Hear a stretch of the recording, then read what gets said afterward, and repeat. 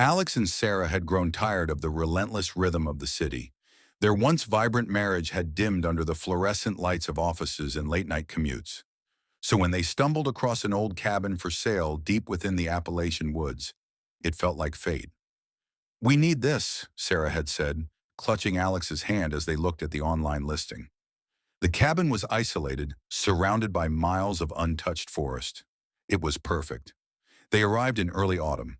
The air was crisp, the leaves golden and red. The cabin stood tall despite its age, with moss-covered shingles and creaky floorboards. The locals had seemed reluctant to talk about the place, offering warnings masked as politeness. But Alex and Sarah didn't care. This was their fresh start. Chapter 2. Settling in the first week was peaceful. They chopped wood, cooked together, and watched deer graze just beyond their window. No phones, no traffic, just nature and each other. But on the seventh night, Sarah heard something scratching at the back door. When Alex checked, there was nothing there, just strange claw marks on the wooden frame, too large for a raccoon, too high for a fox. "Must be a bear," Alex said, though his voice wavered. That night, they locked all the doors and windows. Still, Sarah couldn't sleep. Chapter 3. The Watchers. More scratches appeared, footprints in the mud, but not like any animal they knew. Long, narrow, almost human, and always just at the edge of the woods. They felt eyes watching them. Sarah began hearing whispers at night. They were faint, like wind rustling through dead leaves. But the voices said her name. Alex didn't believe her at first, until he saw something. A tall, shadowy figure standing between the trees. It didn't move. It didn't blink.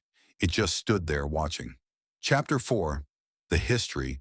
They drove into the nearest town, a place called Dagger Creek, and visited the library. The cabin, they discovered, had been abandoned for decades. The last known occupants, a family of 5, had vanished without a trace in 1964. Local legends spoke of creatures called the Hollow Ones, spirits of the forest that preyed on isolation and fear. They whispered to the lonely, drawing them deeper into the woods until they were never seen again. Alex wanted to leave. Sarah wasn't so sure. The house had begun to feel like a part of her, as if it didn't want her to go. Chapter 5. The Descent. Alex started waking up in strange places. Once he found himself standing outside in the middle of the night, barefoot and freezing. Sarah claimed she never saw him leave the bed. She was changing too. Her eyes seemed darker, her voice slower. She talked to herself, to something unseen. The creatures no longer hid. They came closer each night, circling the house, tapping on the windows, mimicking voices. Chapter 6. The Rift. Alex tried to force Sarah to leave. She refused. They fought. He accused her of hiding things, of inviting the creatures.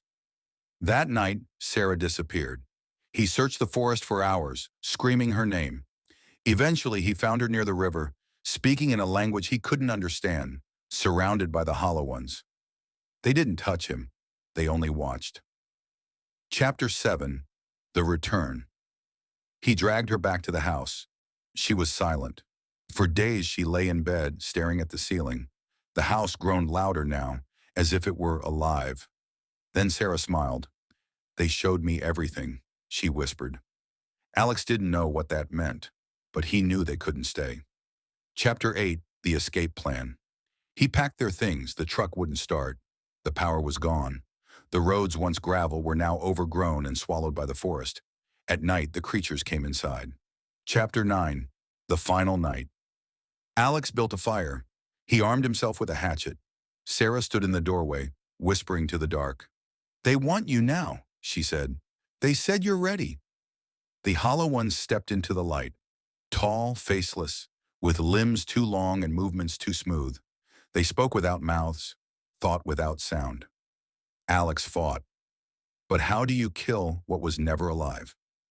Chapter 10. Silence. The cabin stands empty now, or so it seems. Sometimes hikers pass by and feel a presence.